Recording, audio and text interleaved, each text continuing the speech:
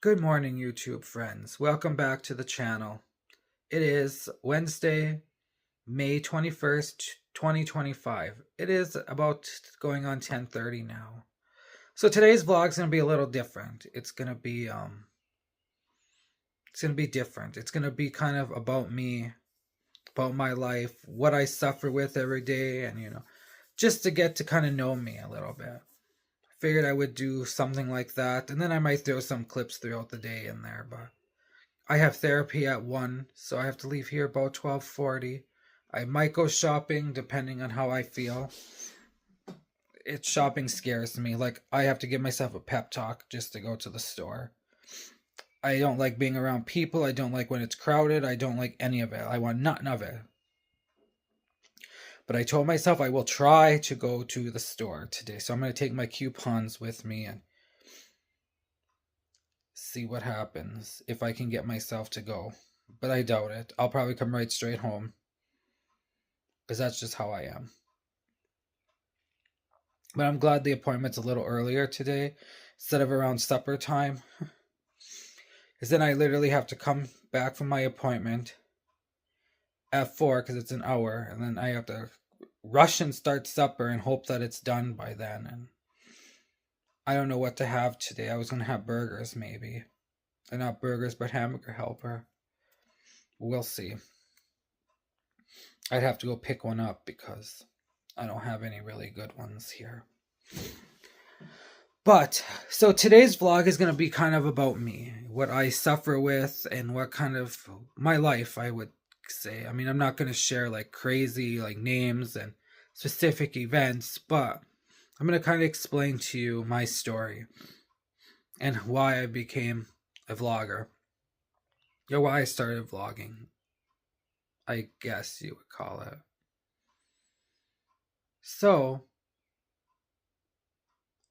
I will start now, I guess. So, as we all know, my name is Adam. I can't say where I live because I feel like I'm at school introducing myself. But I live in a small-ish town in the Upper Peninsula of Michigan. I've had some tough times. I guess I want to talk about my story almost. So back in 2000, between 2011 and 2014 were really rough years for me. And I didn't know it at the time that, life was going to get pretty shitty. So I had this friend. I mean, we were friends since second grade, and things are going good. I mean, he was always here all the time, so he was like this was his pretty much second home. And things started getting rough with our friendship and, fighting. There was a lot of fighting at this point. Because he thought he was, hot shit and I was nothing. Because he graduated and, he got to live. He was doing well and forgot about little old me. Which was devastating to me at the time because, I had nobody else. I wasn't popular. Nor was he, but he thought he was hot shit at that time. So then as time went on, we more fighting, and then about 2013 now is when the friendship really started going downhill. He started, working with these people and they were into drinking, and he had a drinking background. And he started drinking, and he would get mean. He would drink. And I remember one instance he choked me. He had his hands around my neck trying to choke me because I wouldn't give him his car keys so he could drive to get more alcohol. I'm like, no. I said, you're not driving on my time drunk. I said, I'm sorry, but you're not. And I took the keys, and he tried choking me to death to get him. And he also hit me with picture frames, threw things at me. I mean, our fights are pretty bad. Like, the house is trashed afterwards. I mean, he would throw plates at me, and I mean, he was crazy. He didn't care whose house it was. He just was mean. And then in 2014, I called it quits. June 29th, 2014. He came here, got his shit, and left. And then he started, harassing me, messaging people on Facebook, telling my friends that I'm depressed and to tell me to kill myself, and just like crazy things like that. And nobody put up with the crap, and he got blown right out. And everybody saw what a creep he was. And then it was 9 years since we talked. Like, if we did talk, it was just mean to each other. Then about 2019, he came back into my life. He just kind of wanted, I guess, to see what was up with me. Him and his mom would come here all the time. And he just wanted to see what was up with my life. That wind was strong out there. But anyways, and then it was the same shit again. And this witchy girlfriend he's with was starting to get her 2 cents into it, and I don't put up with that shit. So I told them both where to go and don't ever come back. And I haven't talked to him since. Yay merrily. Yay merrily to that one. And then Phil came into my life in fall of 2021. He was a classmate. I remember I was hammocking. Well, I'm getting ahead of myself here. Well, I'll talk about my other struggles after. So then Phil was a classmate of mine. He came into my life about fall of 2021. It was August. And I was kind of like, oh gosh, because I've had a lot of like friendships that lasted a week and nobody could deal with me because of what I was going through, all the trauma and nobody wanted anything to do with me. So then, I felt lonely and useless, and I didn't want to be around people anymore. Like, I pushed every single person away. Like, I wanted nothing to do with anybody. So I did that, and then Phil had messaged me on Instagram on my photography page. He said, well, I like your photography. He's like, I think we should get together, And he's like, I have some places I can show you. They could get beautiful pictures. And, well, we never did. And then, he just started coming around, like, all the time. Oh my God. He pretty much lived here. And, yeah. And then he was a permanent resident until just of December 2024. It was a good friendship for a while.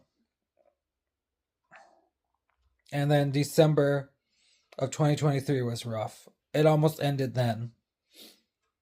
He didn't like Christmas. I was struggling with the holidays because I do sometimes.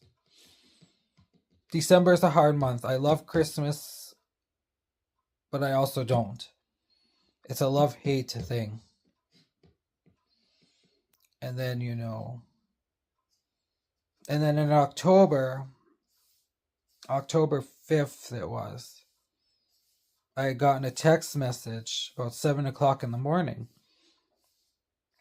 that my cousin had passed away in a motorcycle accident. Her and her husband went off the road and got into a accident. He lived and she died.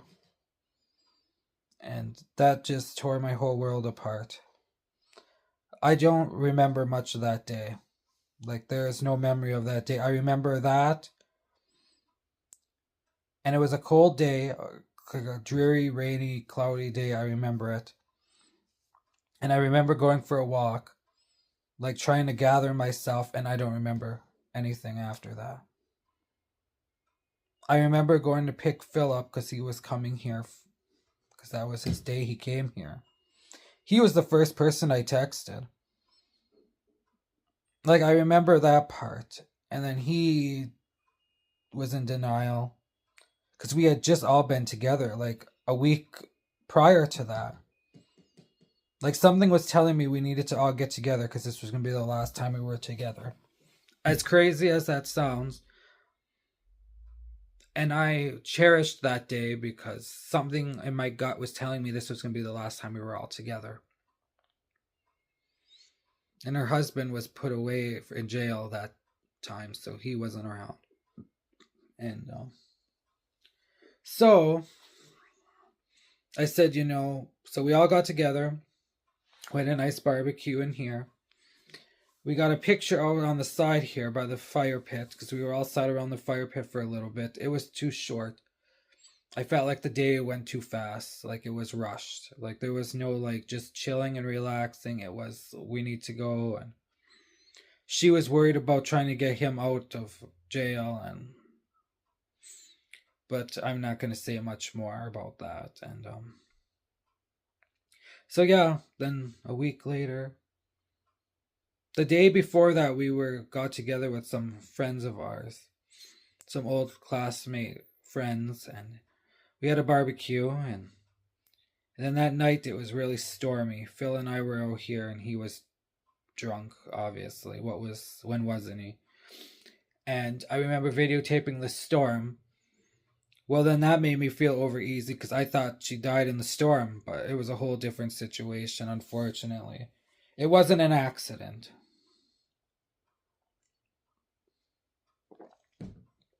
And I don't think I'll ever get the justice that should be served to her husband because of what happened. But maybe one day. I have no closure. Like, I still feel like she's just busy living her life because it's not like we saw each other every day. I mean, we would talk mostly every day. We were inseparable as kids. Like, there was no separating us. I mean, she had a hard life and I had a hard life, so we just kind of, did what we could. And so that was devastating, and I still, like yesterday, I had a moment where I just all of a sudden got this overwhelming feeling of grief. It was bad at first because I ended up working one day this year. And I tried taking my life back in September because of the depression. Like, I was tired. I didn't know where to go, what to do. My job caused me a lot of mental health problems. Like, that really did it to me. And I would have went first. And that was part of the medication I was on. But I was having those thoughts a lot. Luckily, I'm okay now, and I went to the doctors, and I'm going all over the place here. So this past summer, like I was saying, I was sleeping all the time, and I got every test possibly done. Like, they did CAT scans and blood work and all kinds of tests, and everything was coming back normal. So I'm like, why am I feeling this way? And then I was put on antidepressants a couple years back, and that's when I wanted to commit suicide then too. This time it was just because I was done. Like, I didn't care anymore.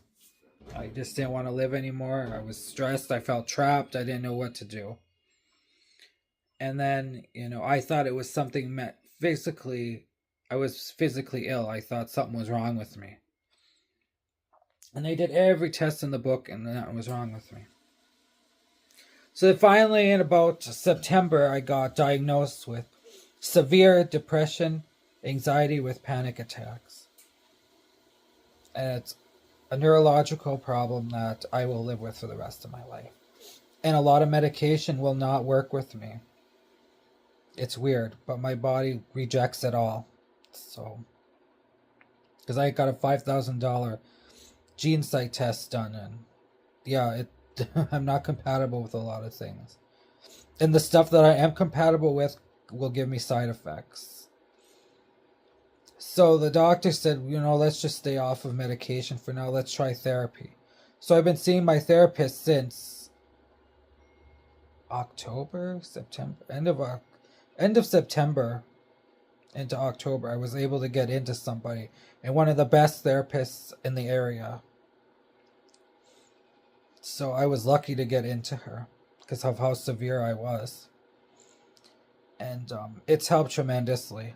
I mean, just having somebody to talk to helped me. But Phil didn't think that. And I'm glad I went to go see her because, yeah, it was in October. It was the end of September I went to see her. Because I was seeing her when Janet died, and yeah. But yeah, that was a rough time when she died. My whole world was upside down, like I was lost. I mean, Phil was drunk that whole week, and he was hitting the liquor, so like could barely walk. I think every night that week he was just so drunk. And then, and then he started getting mean about it. He thought I was going to be over it in 2 to 3 days, like he was. And it turns out he was drinking so he didn't have to listen to me repeat myself. I was in shock at this time. Like, I was still in shock, so I would be repeating myself. I would just keep saying it. I can't believe she's gone. I can't believe she's gone. Why is she gone? What happened? Why? And, I was just going on and on and on. And he was getting drunk because he didn't want to listen to it. So then I'm trying to grieve, and then he's being an asshole, and then, having to watch a drunk, because he's, drinking the liquor. Like, anything to not have to hear me. At the time, I thought, he really cared, but he didn't. And, so yeah, I would keep walking around this place aimlessly, saying why. Why is she gone? Why did it have to be her? Why did this happen? And I was in shock and denial for a very long time. And then the grief set in, where I cried all the time. I would be cleaning and I would be sobbing. I would be walking and sobbing. A song would come on, I would be sobbing. I was sobbing at the grocery store because I found candies that we used to eat as kids. And, it was crazy. Like, I just sobbed everywhere. I went up to the cashier, and I looked like a wreck. Like, my eyes were red and puffy, and she asked me what was wrong, and then, boom, Waterworks came out. It was bad. I didn't really show it to a lot of people. I kept a lot of things quiet, but... And then the depression got really bad. Then the depression hit in. Because I didn't have much people. I don't have much family that really, take the time of day to come and check on me or see me. So, Janet did. She would come around, and she would ask me if I was okay, because she knew something was wrong with me that summer. Because they had come here a lot of times during the summer. Just to have barbecues and get together and celebrate different things. And so she checked on me a lot. So when she was gone, I felt just... I don't know. Because a lot of people don't understand mental health. If you don't have it, you don't understand it. Like, everybody thinks, including family, think that I can just snap out of it. And believe you me, I wish I could just snap out of it. But I can't. So I have to live with this demon and feel shitty every day. I feel sick every day. I feel like I have the flu every day. Like, I feel it in my head. I feel so heavy, just tired. And then knowing that I have to do things causes me a panic. And I was starting to have panic attacks at work. And apparently I didn't show it at work. But my coworkers and boss were complaining that I wasn't doing my job accurately. And he knew that because I had went and talked to him about my mental health prior to this happening. Like, telling them I've been struggling and, this is what's happening with me. Well, they used it against me. For some reason, something was discussed with the other people, which that should have never been. And he put me on leave because of my mental health. And I've been out of work for 8 months. Unpaid at that, so... Luckily, I had family that helped me get through it. And I think I needed this time away. But I wish it was paid time away, obviously. But for my mental health, I think I needed time to really, so, But then as I'm getting back with Janet now, so about the end of October, Phil and I started fighting a lot more. Like he was just done with me and I didn't know it at the time. Like he was just very like pissy and short and just, So I quit talking about it. I was hurting in silence. I did not talk about it. I didn't say anything. And that was bad because it built up. We got into a fight over garbage cans. Like I just lost my shit. I think the whole neighborhood heard me scream at him. Because the garbage cans were by the street. I said, well, if you're going out to throw the garbage cans away, I said, can you bring them up on the porch and put them in the caddy? He put them in front of the steps and then bitched at me because they were in his way. I'm like, you put them there. Then he put them on the deck. Well, they flew over and got in the way of his cooking on the grill. He bitched at me about that. And then finally, I just lost it. I said, well, if you would have quit playing hide and seek with the damn things and put them away, we wouldn't be in this predicament. And I just lost it. I gave it to him. And I went outside and put him away. My mom was over here and she told him, or he told her, oh, is he done with his tantrum yet? That's just how he was. He was a fucking prick. If I would have heard that, he would have seen a tantrum right across his face. But things happen for a reason, and I was outside when he said it. Just a prick. I mean, he was just a prick. Like I hated his presence being here. But then I liked it because it was noise. Because it was so quiet after Janet passed away, I felt like the whole world was gone.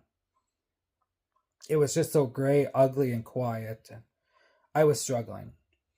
And he was pissed that I was going to see a therapist. You could tell. That's when things started changing when I went to therapy. And I was this doormat prior to me going. Like, I didn't care what anybody thought of me. I felt like the lowest piece of shit in the world. Like, there was nothing. I just felt worthless, useless. Like, I'm just everybody's doormat, so why not just lay on the ground and let everybody walk on me? And he loved that. He loved every minute of that. He was in control and he loved it. And it wasn't good for me at the time. But I thought this is how it's going to be because I don't want to lose somebody else. So I just shut up. But that one time I felt like crap for days after hollering at him. But, we moved on and I apologized for something I shouldn't have apologized for. But at that time I thought, well, I have to apologize because it was my fault. I yelled at him. And he told me in his drunken stupor that if I ever talked to him like that again, I wasn't going to like what was going to happen. He told me, don't you ever talk to me like that again. So I didn't. I shut my mouth. And then, I was talking to the therapist about what was going on, and she told me that it doesn't sound like it's a healthy friendship. Like maybe, she said to talk to him about how I feel. I said he don't care. I said I've tried that thousands of times before. I said he does not care. I said the more I talk about my feelings, the happier he gets. At that time, I wasn't seeing it. But my mom and, my mom and dad and, friends on the outside noticed it. And, but that was, that. And, so then November came upon us. And that's when things started getting really ugly. He was drinking every single day. Every time I saw him, he was drinking just to not hear me anymore. Then he started getting mad at me because I was out of work.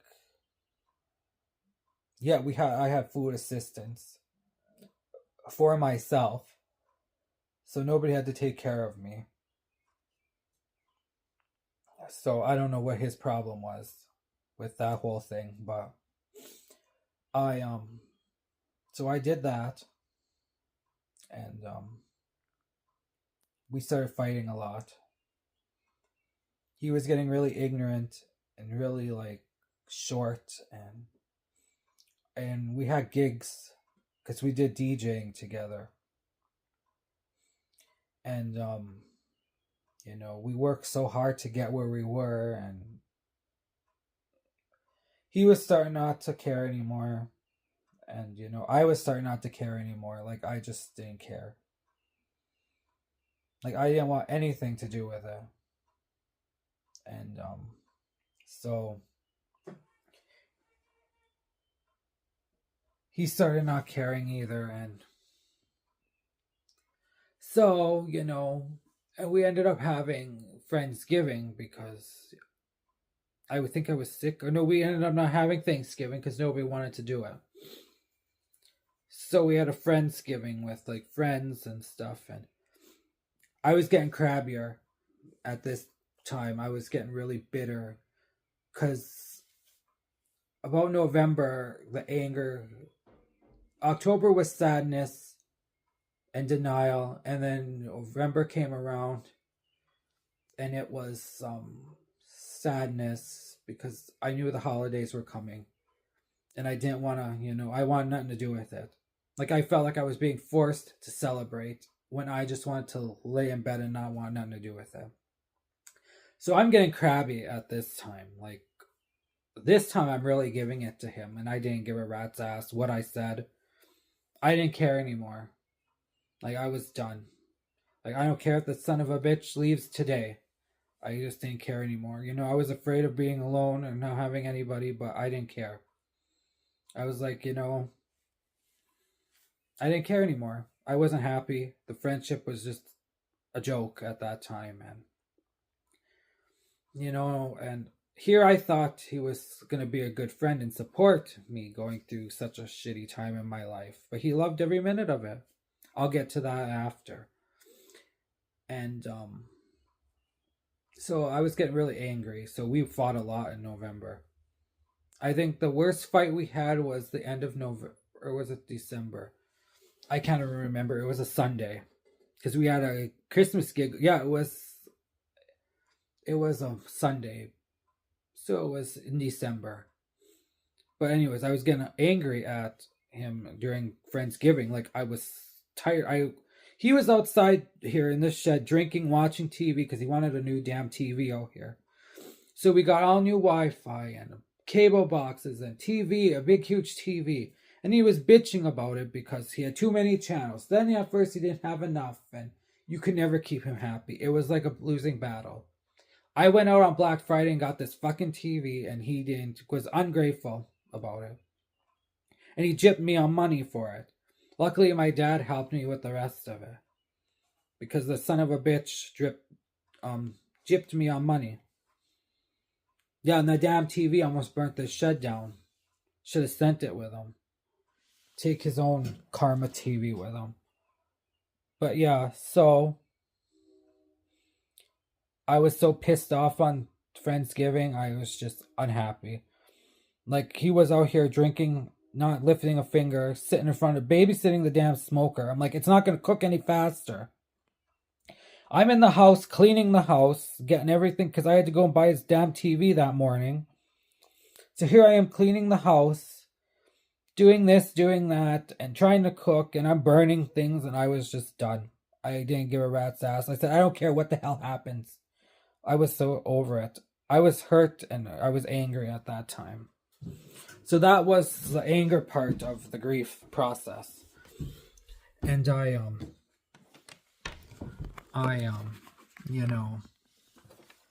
did that part. I tried my best, to fix that problem, but it wasn't working. And then we got to the huge fight in December. I finally lost my shit. Oh, because I inconvenienced him with something. I needed him to fix something on my phone because he was bitching about it going off. And minor inconvenience to him, and he just pitched a fit like a 2-year-old, and I just lost it. I said, that is what you're going to complain about for your stupid inconvenience? I said, really? I said, you poor, poor thing, I said. And we just fought like it was bad. And I told him, don't come back for the rest of this week. And he never did. He came here on Friday. He didn't even come on Friday. Saturday morning, he stayed with his mom that week. And I said, I'm not doing it anymore. And that Saturday, I picked him up because we had that stupid gig, and I didn't want nothing to do with that. I said, well, we can't cancel the day of. I said, so we're just going to have to deal with each other for a night and just go and do it. It's going to be short and sweet. It's not going to be till like 1 a.m. So, he started packing up the shed that Saturday night. Like he was, so that day I went to go pick him up, and he was pretty much told me that he was done with me because he couldn't deal with somebody who's being brainwashed by their therapist. I said, so what did you take? I said, I told you to take this week to think about how you're acting. I said, what did you come up with? Oh, well, I don't think I should be putting dishes in the dishwasher and doing chores. I said, excuse me? I said, you live here half the damn time. And I said, you got a nice shed, you got a nice yard. I said, I buy your goddamn food. And when I would have extra money, I said, so what the hell do you have to complain about? I said, you got the world served right to you, and you don't have to do a damn thing. Yep. So he took that whole week to think about that. I was done. I said, that's it. I said, this is done. I said, let's just deal with each other tonight, and that's it. I said, and pack your shit and get the hell going. So, he was trying to guilt me into quitting therapy again. I said no. And telling me that I was crazy and that everything was all in my head. I said, if you had to go through what I went through this past October, I said, you would be the same way. And I said, being the nice person I am, I said, I would not be evil, and I would be there to help you and not, drink so you didn't have to listen to me. Here, I thought he was mourning himself, and no, he was just doing it to tune me out because he was tired of listening to me. Yeah. What a friend, hey? And then he packed the shit up that Saturday night. He started packing things up. And he and he was hitting the liquor pretty hard that night, and he told me, so are you going to quit going to therapy? And I said, no, I'm not quitting. He was drunk at this time. I don't think, he don't even recall it, but I do. And he just went ballistic at me. And I felt my cousin's presence super strong. And she said, end it.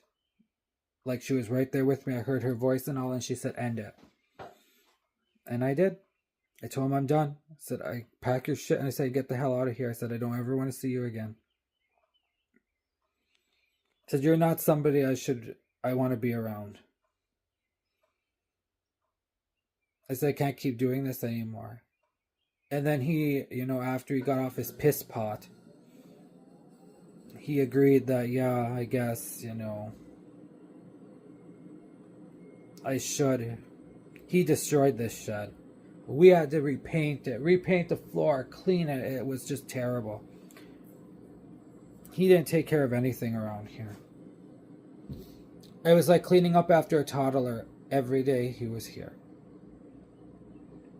And he didn't care if I cleaned, he would make a mess again. I felt like Cinderella and her broomstick. But yeah, he didn't care, so that was the end of that. He came here that Monday. It packed everything up. And that was a hard day. Like, it set in to me that, what did I do? Like, I ruined well, it wasn't a friendship, but I was still in that stage of I didn't want to be alone. And now, I'm a lot stronger and I don't feel that way anymore. He's come here about 4 times since then to just get random things. And then to bring me things that he, because he apparently is moving away or whatever, I don't even know. I think he's in Chicago right now. But yeah, so that was that. And then things just went to hell after that. And I was supposed to go back to work in January, and it just wasn't happening. But, so it's been hard. 2024 ended really bad. And Phil told me that night, after he did what he did, going ballistic, he said, yeah, he's like, I enjoyed your misery. He don't remember saying it, but I remember it. It's clear as day. I can hear him telling me, I enjoyed you being miserable. And that's why he didn't want me to go to therapy, because she was helping me become a stronger person.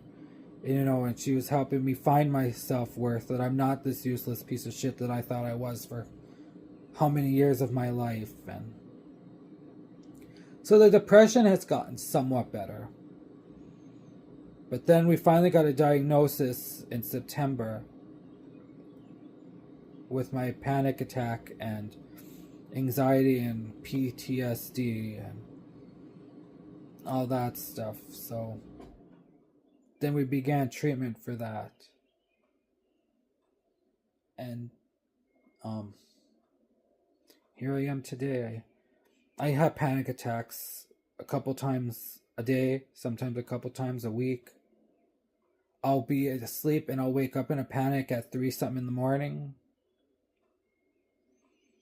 It's controlled my life. I'm afraid to go places. I don't like being around people. I need to know the exit. I have to be able to drive myself places so I can control when I want to leave when I don't feel good. My safe space is home. My bed. This shed. I mean, somewhere where I can go and just relax. In my job, I've refused my accommodations of stepping away for 3 to 5 minutes to compose myself when I feel something coming on, or if something was to happen to me, or, and they are refusing to work with me. So that's kind of where I'm fighting now. And it ain't good. They're like really discriminating me because of my I have a disability. And I'm going to have it for the rest of my life. And there's nothing I can do about it. Medication just seems to make everything worse. Or it screws up my head and I feel just weird. And just the thought of going to work or doing anything in general in life scares me. Like, I don't want to do it, and it causes a panic attack. And it's so stupid. Like, I'm afraid of everything. Like, I am afraid of life. That's the best way I can put it. Everything. And I hate it. It's stupid. It is absolutely stupid. But it's something I have to deal with. And trying to fix things to make it better. I'm drained right now. Like, I'm mentally drained. Like, I just don't want to deal with it anymore. I'm burnt out. I'm so tired of fighting. Why? It don't make sense to me that I'm the one being punished through this situation when it was other people causing it. But again, that mental health thing, you're just blowing off because it's not a physical ailment. It's mental. You can't see it. But for somebody living with it, it's impairing. It impairs my life. And it's debilitating. I mean, I'll have a panic attack and I'm done for the day. Like, it takes everything I have out of me just to go to the store. Just knowing now that I have to go somewhere to therapy, I'm panicking. Like, I can feel it in my chest. And then knowing that I'm possibly going to try to make myself go to the store afterwards, that ain't going to work. But yeah, this is definitely a horrible thing to live with, and I know I'm not the only one. But for 2 years, I waited and didn't do anything about it, and I made myself super miserable. And so I thought to myself one day, like we were kind of talking about it at therapy, that maybe I should start a vlog, just kind of something to do every day, like document what I go through and what I deal with, and just my life adventures. It's just something I can look back on, and so I'm like, yeah. So I started a vlog the beginning of May 2nd to be exact, and yeah, and I've been doing it ever since, every day. I mean, there was one day where I split 2 vlogs in half. Today is going to be a really long vlog with just my life story. I figured I would share a little bit about what I've gone through and what inspired me to start a vlog channel. And I think I'm doing okay. I'm different. It's different for me. This whole vlogging thing is different. I'm not used to talking to a phone. Like, it's weird to me, but I gotten used to it. I'm starting to do it in public, and I'm excited summer's coming, even though I don't feel like it today. But it's going to be cold and windy days again today, and I think blah and gray. I cut the grass yesterday, as you saw in the vlog, so it's all freshly cut for a couple of days, and it'll grow again like a jungle. But yeah, so that's my life. That was my story, and that's how this happened. So I'm just trying to survive and do the best I can, and I do have some support. And I've come to conclusions that there are some people that aren't going to support me, who think I am a useless piece of shit still, and I can just snap out of this and I'm lazy and useless, and that's okay. That's their opinion. I'm glad for them that they don't have to deal with what I deal with every day, or what thousands of other people deal with every day. I was afraid to say something because I thought it would make me less of a person. Like I was weak, and that's how Phil made me feel. But now I don't feel that way anymore. I've come to accept that I am suffering with this, and it's going to be a rough life and a rough road ahead. But I'm thankful that, I'm still here, and it was nothing like horribly wrong with me, ailment. Because at first, I'm like, I feel like I'm dying. Like, I had no energy, no life. I just felt horrible. I felt really sick every day. But, now that we got a diagnosis, I feel better. But then there's a lot of, is it anxiety or is it actually something, serious, Because I was having chest pains when I had went to go see my doctor about my allergies. I'm like, my chest is hurting, like in spots, and I thought I had pneumonia or something was crazily wrong. But then I'm like, well, Adam, it's just probably your anxiety. So, but like the doctor told me, it's nothing wrong with saying something. She's like, I listened to your chest, everything sounds fine. So that helped with that. So it was anxiety, but I can't always blame that on that either. But well, we're going on 44 minutes now of me yapping. So this is, today's vlog. I'm not going to vlog anymore now today. This is about me, a little bit about me and my story. So I'm going to log off, and I will see you all tomorrow. Have a good day, y'all. Stay safe.